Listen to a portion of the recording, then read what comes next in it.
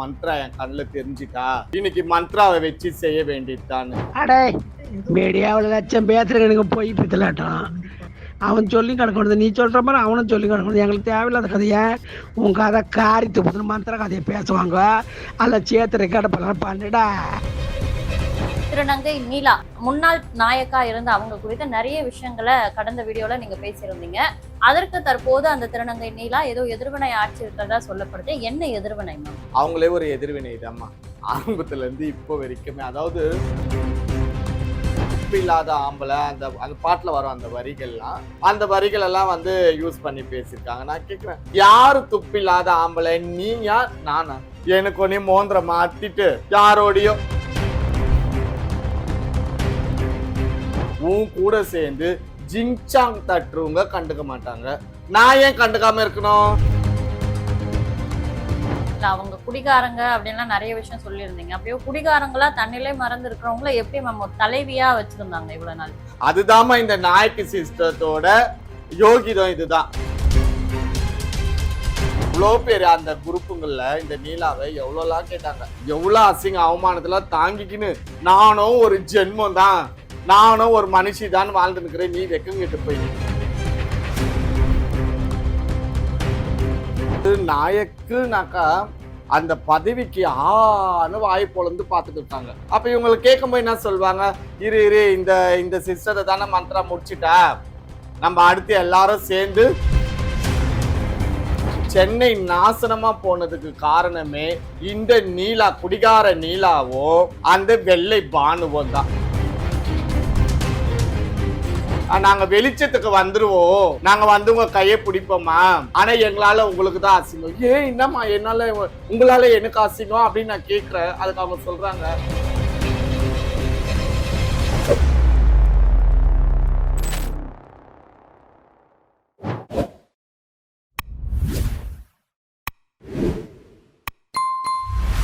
மந்த்ராவின் பார்வையில நேயர்களுக்கு வணக்கம். இன்றைக்கு நம்ம கூட வெளிச்ச மரக்கட்டளை நிறுவனரும் திருநங்கை போராளியுமான மந்த்ரா மேம் அவர்கள் இணைஞ்சிருக்காங்க. வணக்கம் மேம். வணக்கம்மா. மந்த்ராவின் பார்வை நேயர்கள் அனைவருக்குமே மந்த்ராவின் பணிவான வணக்கங்கள். திருநங்கை நீலா முன்னாள் நாயக்கா இருந்த அவங்க குறித்த நிறைய விஷயங்களை கடந்த வீடியோல நீங்க பேசியிருந்தீங்க.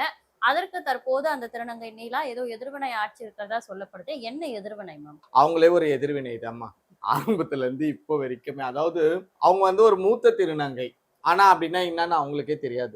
அவங்க வயசு என்ன, அவங்களோட அனுபவங்கள் என்ன, என்ன பொது இடங்கள்ல எப்படி பேசணும், ஒரு பொது குரூப்ல எப்படி பேசணும், யார்கிட்ட எப்படிலாம் பேசணும் பழகணுன்றதே வந்து இப்போ வரைக்குமே கத்துக்காம இருக்காங்க. அவங்க தான் கத்துக்க வேண்டியது நிறைய இருக்கு. சரிங்களா? ஏற்கனவே நம்ம ஒரு வீடியோ பேசியிருந்தோம். அந்த வீடியோல அவங்க என்னை வந்து ஒரு பொது குரூப்ல என்ன சொல்லியிருந்தாங்கன்னா, மந்த்ரா வந்து என் காலுக்கு செருப்புன்னு சொல்லியிருந்தாங்க. அதுக்கான பதில் தான் நான் வந்து போன வீடியோல கொடுத்தேன்.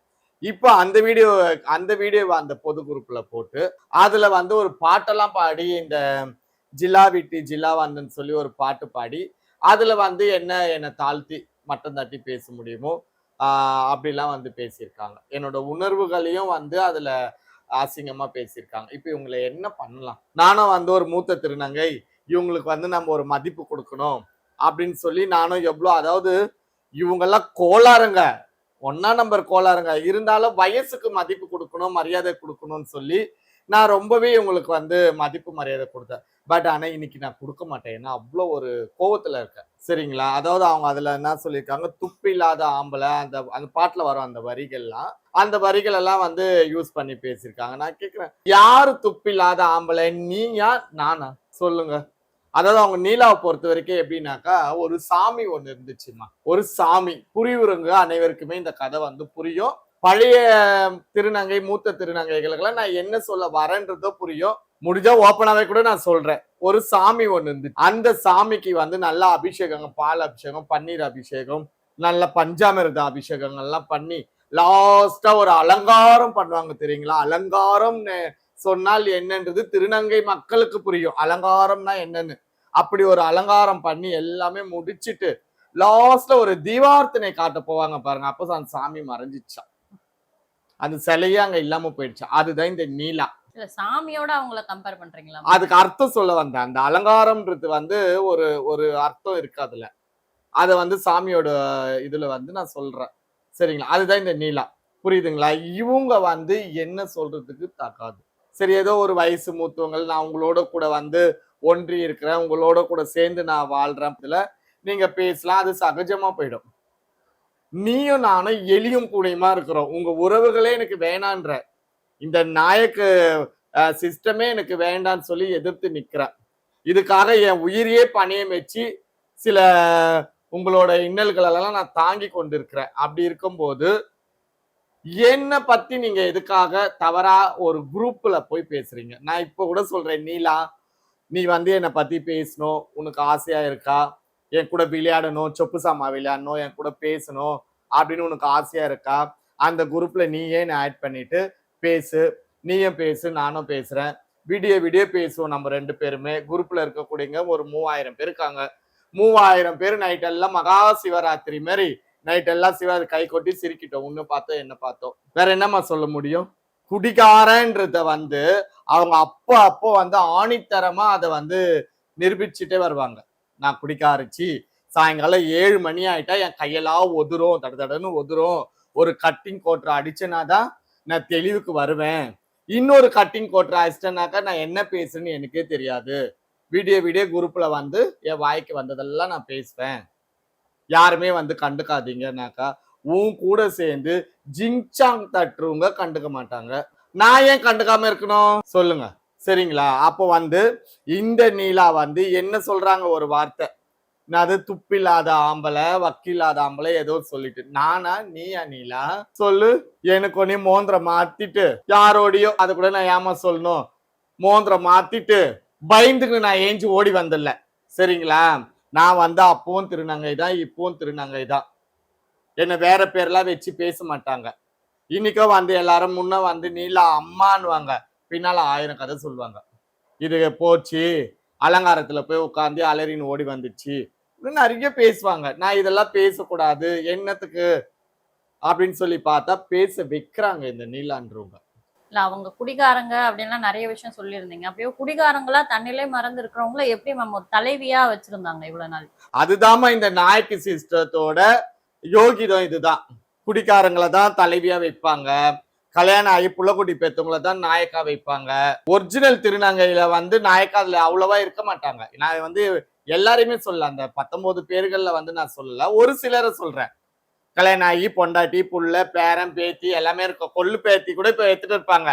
அவங்க வந்து திருநங்கை சமுதாயத்துக்கு, திருநங்கைகளுக்கு தலைவி. எங்க போய் அச்சின்னு, எங்க போய் முட்டிக்கின்னு சாகுறது சொல்லுங்க? எங்களோட திருநங்கைகளோட வலி, வேதனை, கஷ்டம், நஷ்டம் எல்லாம் அவங்களுக்கு என்னமா புரியும்? காலையில ஏஞ்சோட பேரன் வருவா, தாத்தா டீ வாங்கி கொடுங்க, காசு கொடுங்க, ஜோபில கை விட்டு 10 ரூபாய் எடுத்து போடா, டீ வாங்கி கொடுறா மொன கடையிலன்னு சொல்லி அனுப்புறவங்களுக்கும், காலையில ஏஞ்சி தலையில துண்டை போட்டுக்கின்னு நமக்குன்னு யாருமே இல்லையே, நம்ம அனாதையா, பெத்தவங்க இருந்தோ நம்மள ஆதரிக்கலையே, கூட பிறந்தவங்க இருந்தோ நம்மள ஆதரிக்கலையே, திருநங்கைகளும் யாரோ பெத்த பிள்ளைங்க கூட நம்மள ஆதரிக்கலையே, திருநங்கைகளும் நம்ம அனாதையா உட்கார்ந்துக்கிறோமே அப்படின்னு யோசிக்கிறவங்களுக்கு அவங்க வந்து தகுதியானவங்களா இருப்பாங்களா? கரெக்டுங்களா நான் சொல்றது? சோ இதுதான் இந்த இதுக்கு முன்னாடி இந்த நாய்க்கு சிஸ்டம்ல சென்னையில இப்போ ஒரு 6 மாசத்துக்கு முன்னாடி இருந்தது பாருங்க ஒரு சிஸ்டம். இப்பதான் அது க்ளோஸ் ஆயிட்டு எல்லாத்தையும் கிழிச்சு எறியப்பட்டது. அந்த சிஸ்டம்ல இந்த மாதிரியான ஆட்களை தான் வச்சிருப்பாங்க. அதாவது ஒரு சில திருநங்கைகள் இருக்காங்க, அவங்க வந்து என்ன காலத்தின் கட்டாயம், குடும்பத்தின் கட்டாயம், கூட பிறந்தவர்களோட கட்டாயம், பெத்தவங்களோட கட்டாயம், வேற வழி இல்லாம ஏதோ மங்களவாதியத்துக்கு ஒத்துக்கிட்டு அவங்க ஏதோ வாழ்க்கையை வேற திசையில திருப்பி வாழ்ந்துட்டு இருக்காங்க. அவங்க எல்லாம் வந்து ஆத்துல ஒரு காலு, சேத்துல ஒரு காலு வைக்கல. தெரிஞ்ச தெரியாமல உனக்கு இப்படி ஒரு தவறு நடந்துச்சு, அதோட அந்த வாழ்க்கையை பார்த்துட்டு போகணும், அதுல வந்து சேரல. ஆனா இந்த சென்னையில மட்டும் தான் அனைத்து அமக்கலங்களும், அனைத்து அசிங்கங்களும், இது எல்லாமே இந்த சென்னையில இருக்கக்கூடிய இந்த நாயக்கு சிஸ்டம்ல தான் இருந்துச்சு. இப்ப அதுல இருந்து விடுபட்டு எல்லாம் வந்தாச்சு. ஆனாலும் இவங்க இந்த நீலா வந்து அந்த மூடியை மோந்துட்டாங்கன்னாக்கா அவங்களுக்கு கேர் ஆயிடும் போல இருக்கு. 6 மணிக்கு மேல அந்த கோட்டரை இப்படி திறந்து அந்த மூடியை மோந்துட்டாங்கன்னா அப்படி கிருகிருன்னு ஆயிடுவாங்க போல இருக்கு. அப்ப யாரு என்ன மந்த்ரா என் கண்ணுல தெரிஞ்சுட்டா, இன்னைக்கு மந்த்ராவை வச்சு செய்ய வேண்டியதுதான்னு. அடே மீடியாவில் லட்சம் பேசுறேனுங்க போய் பித்தலாட்டம். நான் 19 நாயக்கு உட்கார வச்சுக்கின்னு 19 நாயக்கு சேனத்தை உட்கார வச்சுக்கின்னு எக்ஸ்ட்ரா 2 பேர் போனீங்களே, உங்களை உட்கார வச்சு பெங்களூர் மாமாளுக்கு கையில தட்டு கொடுத்தாங்களா? சொன்னாங்க இதுல என்ன நீ என்ன செஞ்சு உனக்கு என்ன தரப்போற? வைர கிரீடம். அதோட குடிச்சியா, வீட்டுல போனியா, பெட்ட போட்டியா, பாய போட்டியா, தலகாணி போட்டு படுத்து தூங்கு, உன் உடம்புக்காவது நல்லது. எதுக்கு வாயை கொடுத்துட்டு எல்லாருக்கும் எவ்வளவு பேர் அந்த குரூப்புங்கள்ல இந்த நீலாவை எவ்வளவுலாம் கேட்டாங்க, எவ்வளவு அசிங்க அவமானத்துல தாங்கிக்கின்னு நானும் ஒரு ஜென்மம் தான், நானும் ஒரு மனுஷி தான் வாழ்ந்து நிக்கிறேன், நீ வெக்கங்கிட்டு போய் சொல்லுங்க. அதே போலமா இவ்வளவு விஷயத்தையும் பண்ணிட்டு இது ஒரு இப்ப போன வாரத்துல இந்த நீலான்றவங்க ஒரு அறிக்கை ஒரு குரூப்ல ஒரு வாய்ஸ் நோட் போடுறாங்க. என்னன்னு பாத்தீங்கன்னா, இந்த சமீபத்துல ஒரு பிரச்சனை ஒண்ணு நடந்துச்சு. இந்த நுங்கம்பாக்கம் சோனிக்கும் இந்த நாயக் சிஸ்டத்துல ஒரு 2-3 பேருக்கு ஒரு பிரச்சனை நடந்தது. அந்த பிரச்சனை அவங்களும் பேசிக்கிறாங்க. இது போதையில, குடி போதையில இந்த நீலா இந்த குடி போதையில வெறி கொண்டு நானும் ஏதோ பேசணும்னு இது பேசுறாங்க. என்ன பேசுறாங்க? எங்க அம்மா போட்டோ வச்சு நீ கும்பிடுற, அதை வச்சு நீ நாட்டுக்கு நல்லா இருப்பான்னு தான் சொன்னாங்க. அதை ரெக்கார்டை டூஸ் பண்ணி அதை ஒரு போட்டோ வச்சு அந்த வெள்ளை போடையை வச்சு ரவுண்டு பண்ணி பேசிட்டா நீங்க செய்ய எனக்கு கித்தாப்ப உங்க கையில கொடுத்துட்டாங்கல்ல. ஏன் இப்ப மந்திரம் எடுத்துக்கிறிய? எடுத்துக்க. மந்திரம் என் செருப்புட, என் நாத்து சேலை எங்கெங்க வேலை போனான் இங்க சுத்தி வலிச்சுன்னா நம்ம போட்டோ வச்சுக்கணும் செய்ய ஆயிடுமா? அவன் சொல்லி கிடக்கணும், நீ சொல்ற மாதிரி அவனும் சொல்லி கிடக்கணும். எங்களுக்கு தேவையில்லாத கதையை உன் கதை காரித்து புதுன்னு மந்திர கதையை பேசுவாங்க.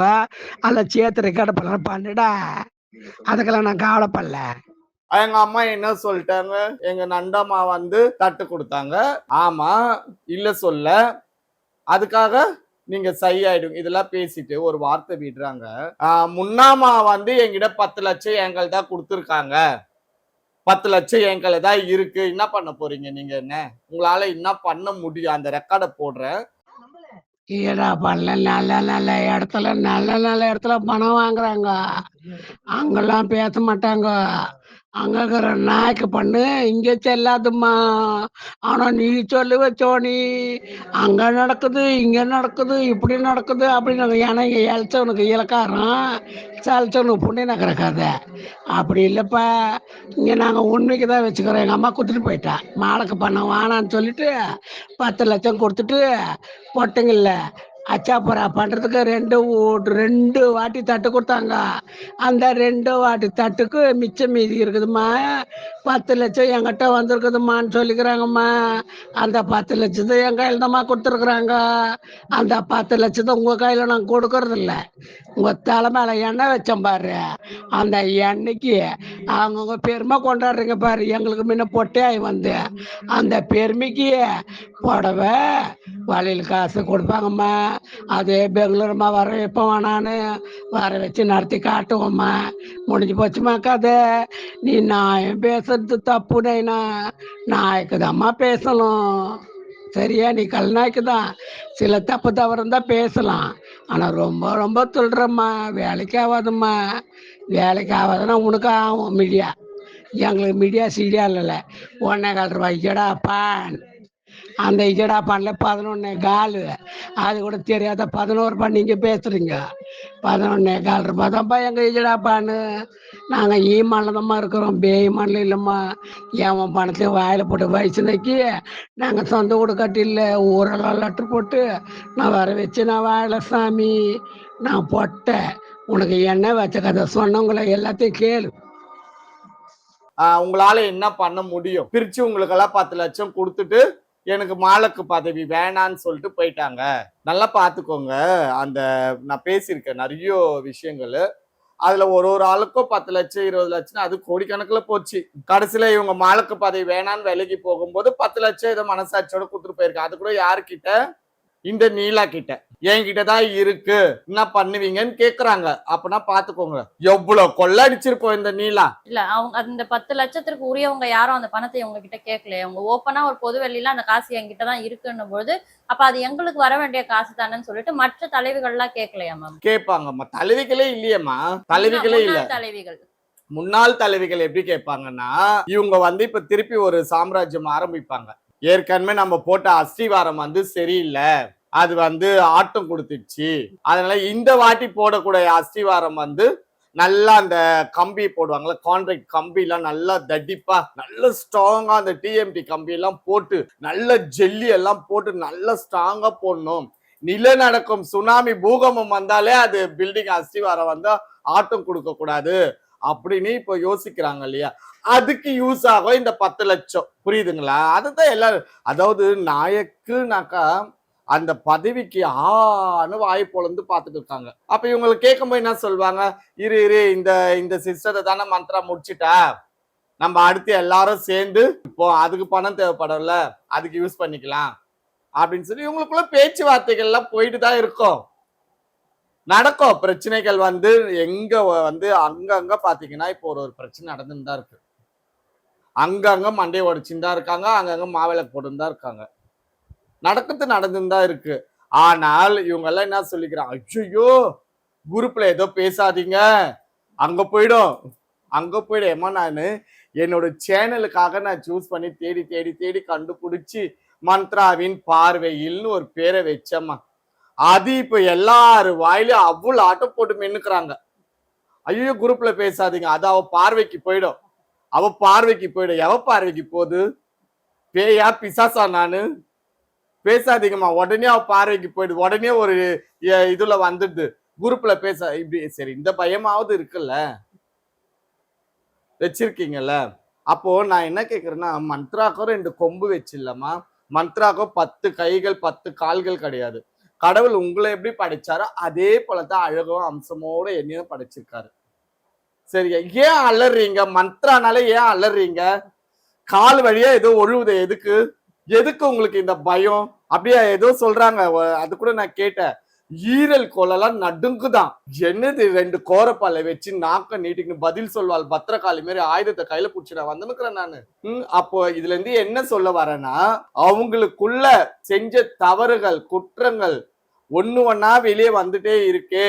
இது எங்கிருந்து பெரிய லெவல்ல போயிட்டு நம்ம கைகளுக்கு நம்மளோட கரங்களுக்கு இரும்பு சங்கிலி மாட்டப்படுமோ, ஏதோ ஒரு யூடியூப் சேனல்ல வரக்கூடிய விஷயங்கள் டிவில வந்துருமோ, பேப்பர்ல வந்துருமோ. இவங்க கொஞ்சம் எக்ஸ்ட்ரா நிறையாவே யோசிப்பாங்க. என்னன்னா, சினிமா தியேட்டர்ல ஆட் போடுவாங்க பாருங்க, அதுல வந்துருமோ அப்படின்ற ஒரு பயம். இவ்வளவுதான். இது எல்லாமே வந்து அன்னைக்கும் வந்து நாங்க பேசணும், இன்னைக்கும் சொல்றேன், இந்த சென்னையில சீர்கெட்டு சென்னை நாசனமா போனதுக்கு காரணமே இந்த நீலா, குடிகார நீலாவும் அந்த வெள்ளை பானுவும் தான். அந்த லம்பா பானு, இவங்க 2 பேரு தான் இதுக்கு வந்து கூட்டு கலவா. நீங்க 2மே சேர்ந்து இதை பண்ணலாம் அதை பண்ணலாம், இவங்களை கூப்பிடு அவங்கள கூப்பிடு, இவங்களுக்கு நாய்க்கு பதவி கொடு அவங்களுக்கு நாய்க்கு பதவி கொடுன்னு சொல்லி அந்த பணத்து மேல இருந்த ஆசைகளும் அந்த மோகமும் வந்து சென்னையை அழிச்சிட்டு திருநங்கை மக்கள்ல, நான் சொல்றது பொதுமக்கள்ல கிடையாது, திருநங்கை மக்கள்ல சென்னையை அழிச்சுது. அதுல என்ன பண்ணாங்க, முதலாவது ஒரு 15 பேருக்கு இந்த பதவி பிரமாணம் பண்ணாங்க பாருங்க, சிஎம் பதவி பிரமாணம் ஃபர்ஸ்ட். அப்போ வந்து ஏதோ ஒரு அளவுக்கு நியாய தர்மத்தோட ஒரு 1.5 லட்சமோ 1.25 லட்சமோ சொல்லியிருக்கேன் நான் நிறைய சேனல்ஸ்ல.